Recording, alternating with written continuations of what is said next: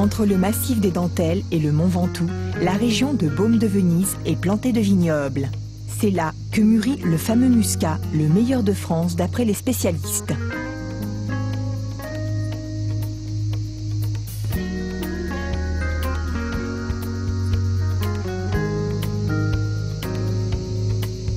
Là de l'agitation urbaine, Jérôme Thuillier et sa famille ont quitté Paris pour ouvrir ici le Clos Sainte-Saourde, une adresse qui a du chien. Là, on se retrouve vraiment en plein milieu de la cour carrée du Mas, d'où aussi le Clos Sainte-Saourde, puisque effectivement on a cherché à refermer via ces murets de pierre sèche, via ce portail, comme un clos traditionnel.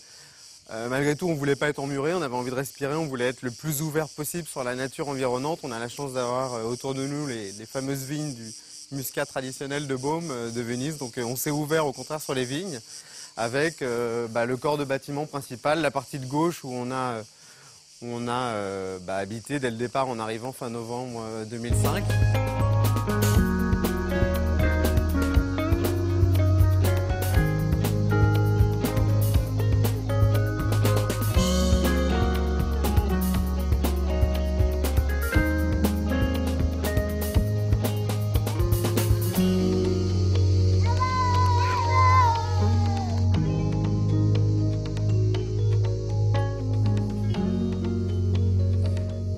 Ici, on est dans la chambre Beaulieu, du nom de la pierre d'ailleurs qu'on a choisi et qu'on a mis partout dans les deux suites et les deux chambres.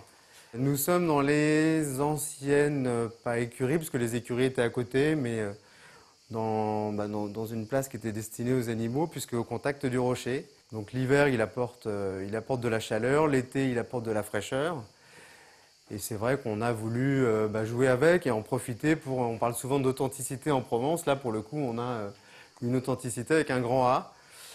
Et du coup, on a gardé toute la partie supérieure la plus naturelle possible, puisque la pierre, là en l'occurrence, donc du safre, est restée totalement naturelle.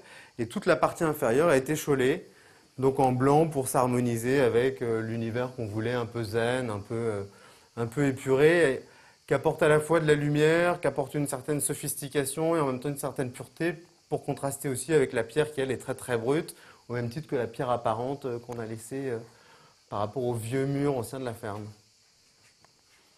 Après, si vous voulez, on peut aller découvrir la salle de bain.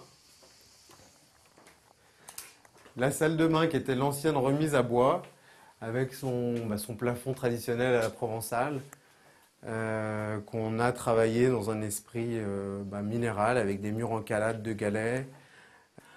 Mettre du carrelage dans une bâtisse comme celle-là, ça nous faisait un peu mal au cœur. On avait envie de rester à la fois un peu surprenant et en même temps brut et naturel.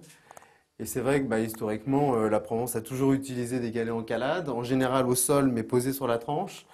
Donc là, c'était l'opportunité de réinterpréter la calade dans son univers local, mais de façon un peu événementielle au niveau des murs.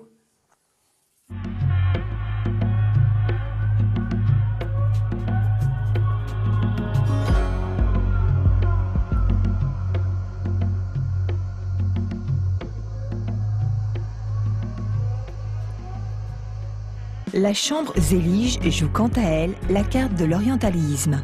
Lit intégralement en tas de laque, objet en ferronnerie marocaine traditionnelle, tissu chatoyant.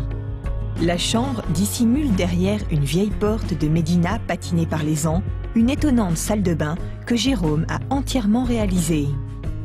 La baignoire, qui semble creusée à même la roche, invite à des bains de sultane.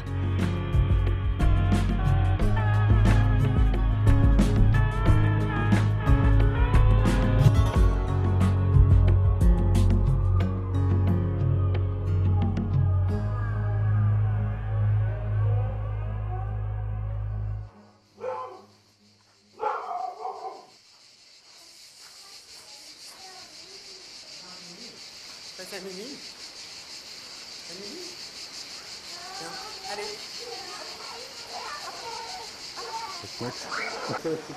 Deux fois par semaine, la famille Thuillier propose à ses hôtes de partager sa table. C'est assez amusant parce qu'on se retrouve tous sans se connaître autour d'une table. Ah, puis on voyage. C'est bien. Et en plus, on voyage pas mal. Ouais. Il n'y a pas longtemps, on avait des Japonais, on a souvent des Américains. Là, hier soir, c'était des Irlandais. Enfin, donc il y a quand même un... Ouais, ça permet de voyager, d'échanger. C'est assez riche. Hein. C'est assez riche. Le plat est où? Ouais. On n'est pas restaurateur, mais on essaye de mettre les petits plats dans les grands et de faire un faire truc une sympa très avec de belle la table, gueule. une belle déco. Donc bon, c'est quand même beaucoup de boulot quoi, et d'investissement enfin, personnel.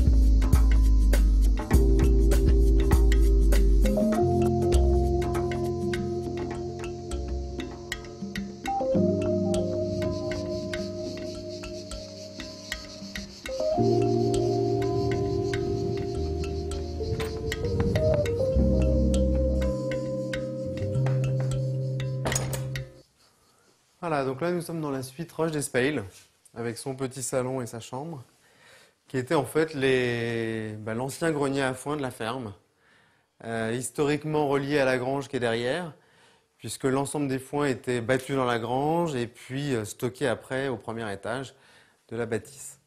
Et c'est vrai qu'on a 6 mètres sous plafond, donc on en a profité pour créer une structure en mezzanine pour après pouvoir héberger la salle de bain. Là on retrouve le rocher, mais qui, sur cette partie-là, localement, avait été sculpté par nos ancêtres qui devaient avoir besoin de plus de place. Donc on l'aperçoit encore dans l'épaisseur du mur, mais effectivement, là, contrairement à d'autres pièces, il ne ressort pas, il ne rentre pas dans la pièce.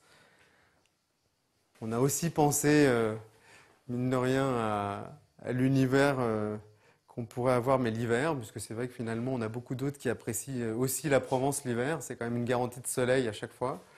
Par contre, la nuit tombe beaucoup plus vite, donc le soir, on est content, on a une cheminée qui fonctionne parfaitement et qui apporte aussi une certaine chaleur, enfin un bien-être pour y passer une soirée agréable quoi, au coin du feu. Pour ceux qui désirent être vraiment coupés de tout, le Clos Sainte-Saourde propose aussi la grange, qui n'a de rustique que le nom.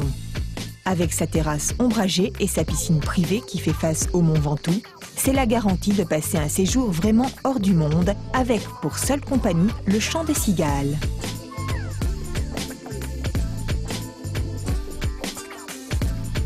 Donc ici voilà la fameuse grange, grange du domaine, donc du Clos Sainte-Saourde, construite directement en fait, sur le rocher, comme le reste de la bâtisse. Sur le Safre, et très probablement en fait une ancienne carrière, avant même d'être un bâtiment agricole, on était probablement sur une carrière locale pour construire les masses aux alentours. Quand on voit la forme du rocher et les découpes dans le rocher, c'est vraiment très très caractéristique. Donc nous voilà dans la grange, l'authentique grange du Mas. Une maison complètement indépendante, avec sa cuisine, avec son grand salon, avec son petit salon télé, avec ses 4 chambres, ses 2 salles de bain, et puis sa piscine privée, pour vraiment partager un moment, mais ensemble, quoi.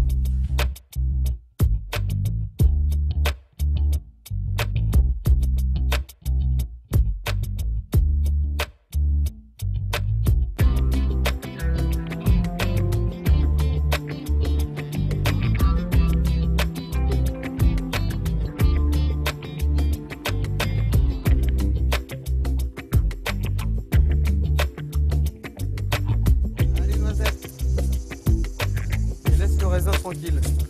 Quand on dit un lieu unique en pleine nature, je pense qu'on pèse vraiment les mots qu'on utilise quand on voit le cadre effectivement dans lequel on est, avec la chance d'avoir des vignes tout autour et d'être presque seul au monde.